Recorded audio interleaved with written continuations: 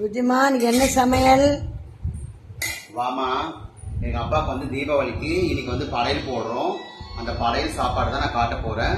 எல்லாருக்குமே அதுக்கு முன்னாடி வந்து தீபாவளி நல்வாழ்த்துக்கள். இன்று போல் என்றும் எல்லாருமே செய்யறோம் புகழுமா இருக்கணும். ஓகே, இன்னைக்கு எங்க அப்பாவுக்கு என்ன படையல் பார்க்கலாமா? வாங்க. சுட சுட உதிரியான சாதம், மட்டன் குழம்பு, அவிச்ச முட்டை, சிக்கன்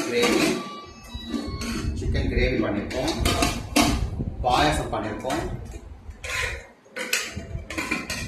சிக்கன் 65 பண்ணியிருக்கோம், லாஸ்ட் வந்து ரசம் பண்ணியிருக்கோம்.